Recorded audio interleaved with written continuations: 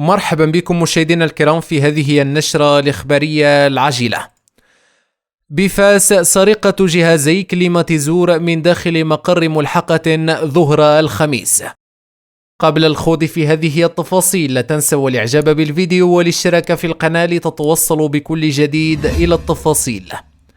وفي التفاصيل، في واقعة تطرح أكثر من علامة استفهام حول أمن المرافق الإدارية ودرجة تأمينها، تعرض مقر ملحقة ظهر الخميس التابع لباشوية المرينيين بفاس لعملية سرقة فجر اليوم الثلاثاء 13 مايو الجاري وفق ما علمته مصادر متطابقة. وحسب المعطيات المتوفرة فقد استهدف اللصوص جهازي تبريد كليماتيزور تم اقتلاعهما من داخل مقر الباشوية، بينما فشلوا في سرقة جهاز ثالث داخل إحدى الملاحق الإدارية التابعة لها.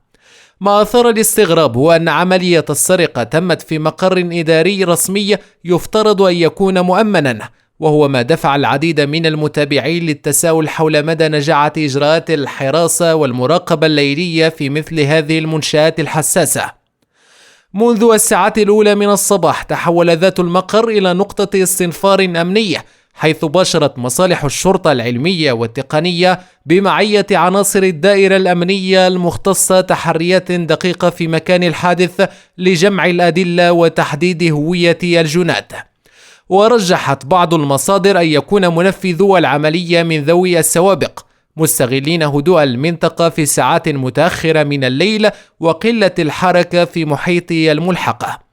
الحادث يسلط الضوء على هشاشة الإجراءات الأمنية التي تحيط ببعض الإدارات العمومية، خاصة في الأحياء التي تعاني من ضعف الإنارة أو المراقبة المستمرة.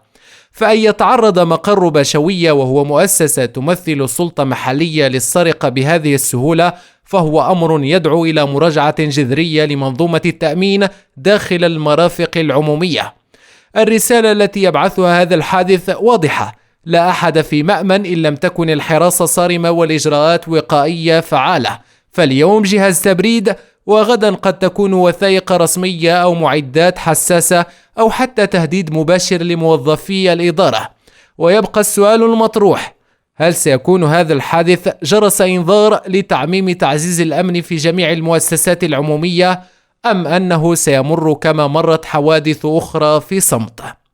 شكرا لكم مشاهدينا الكرام على حسن المتابعة. شاركونا آراءكم في التعليقات. إلى اللقاء.